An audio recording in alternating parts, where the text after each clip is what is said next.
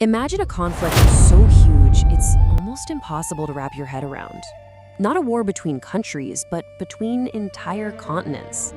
Today, we're going to explore a wild hypothetical, a war between North and South America, a true clash of titans happening right here in our own backyard. Let's break down how this unbelievable scenario could possibly unfold. Okay, but first, a really important heads up. What we're about to walk through is pure fiction. Think of it like a strategic thought experiment, you know? It's just for fun, for analysis. This is absolutely not a prediction. It's just a deep dive into a fascinating what if. So, with that crucial point made, let's get right to the heart of it. What would actually happen if the Americas declared war on each other? Now, to even get this war off the ground, we have to imagine a very specific, and let's be honest, a very unlikely set of circumstances. That's why we're calling this first part the war that wasn't. Because for any of this to happen, the world as we know it would have to be turned completely upside down.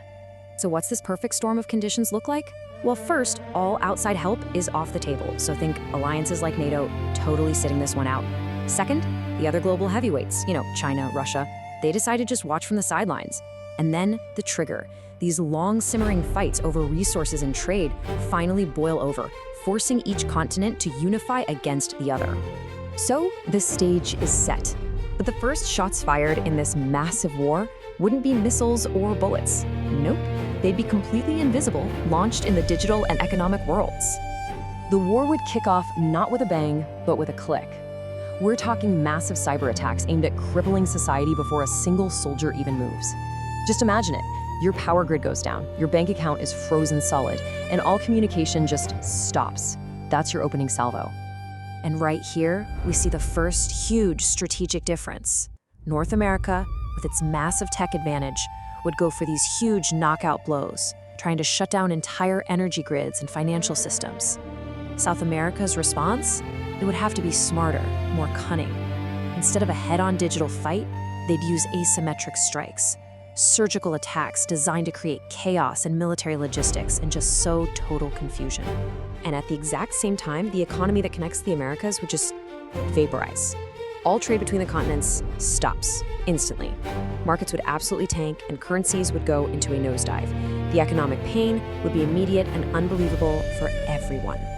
So with society already shaking from those first cyber and economic hits, the conflict then escalates into the physical world.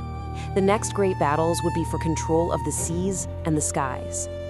At sea, this is a classic David versus Goliath story.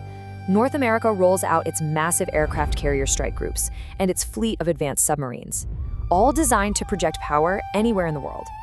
South America just can't match that kind of firepower, so it has to play a totally different game. The strategy becomes turning its entire coastline into a fortress, using anti-ship missiles and smaller, sneakier submarines to make any kind of naval invasion a complete death trap. And in the air? Whoa, the gap is even wider.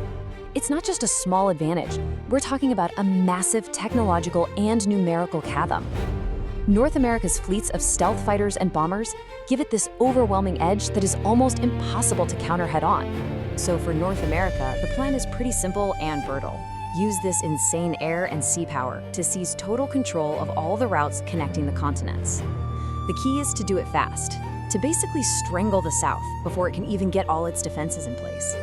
But here's the thing, even with total control of the sea and sky, North America would face an opponent that can't be bombed or blockaded, the continent of South America itself. This is where geography becomes the ultimate weapon. And that leads to this giant, fundamental problem for the invaders. How in the world do you launch a ground invasion against a continent that is, for all intents and purposes, a natural fortress? Okay, let's start with the only land bridge connecting the two, the Darien Gap. This isn't some superhighway. It is 100 miles of thick, mountainous, roadless jungle. Trying to move a modern army through there, it would be a logistical nightmare of biblical proportions. It makes a big land invasion from Central America pretty much impossible.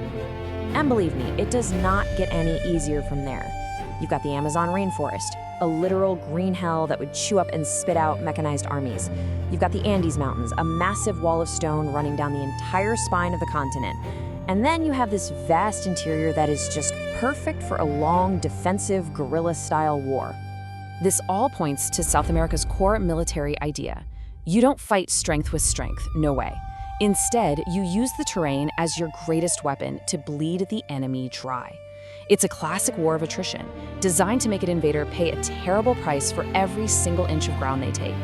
So what happens when North America's technological unstoppable force slams headfirst into South America's geographic immovable object? Well, you don't get a quick victory. You get a long, brutal, and just grinding stalemate. The whole conflict really just boils down to this one dynamic.